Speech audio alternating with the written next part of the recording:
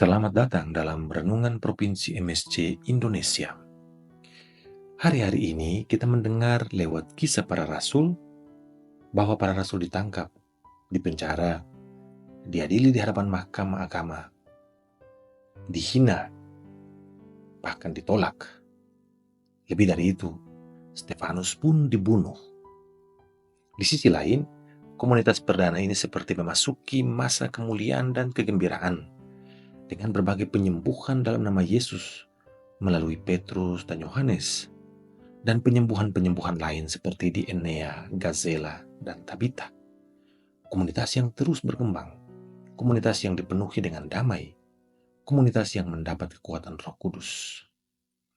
Namun komunitas ini juga perlu diuji, dan memang akhirnya dia memasuki masa krisis teristimewa dalam iman, sebab masih ada banyak hal yang menjadi bagian dari tahapan tersebut. Momen di mana semua anggota harus memilih, apakah saya setia mengikuti Yesus atau saya mundur? Kadang ini juga terjadi dalam hidup kita. Injil mengisahkan bahwa setelah perbanyakan roti, semua orang berbondong-bondong mengikuti Yesus. Bahkan ada kesan bahwa mereka tidak mau pergi kembali ke rumah dan kampung mereka. Sepertinya mereka sudah memutuskan mengikuti Yesus. Sayang sekali, keputusan itu tidak didasari iman yang dalam dan pengetahuan yang mendalam pula tentang siapa Yesus. Yesus sempat menyela, "Kalian mengikutiku hanya karena kalian sudah makan." Yesus bahkan memperingatkan bahwa jangan mencari hanya makanan fana seperti mana yang dimakan nenek moyang orang Yahudi dan meninggal.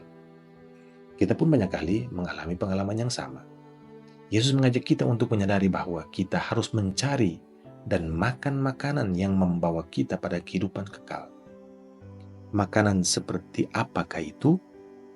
Yesus menjawab, "Akulah roti hidup yang turun dari surga.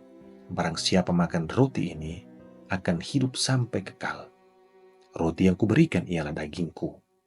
Bahkan Yesus menegaskan, orang yang makan dagingku dan minum darahku akan hidup sampai kekal dan akan membangkitkan dia pada akhir zaman. Di sini, pada titik ini, Yesus mulai mengajak kita untuk teguh dan harus percaya. Kita harus keluar dari sekedar kepuasan karena perut pada kekenyangan hati dan roh.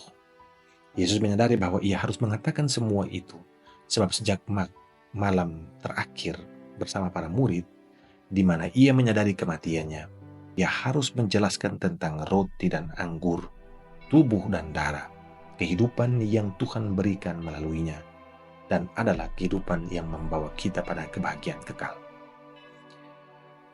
Paulus menyadari hal itu ketika ia harus berhadapan dengan krisis imannya.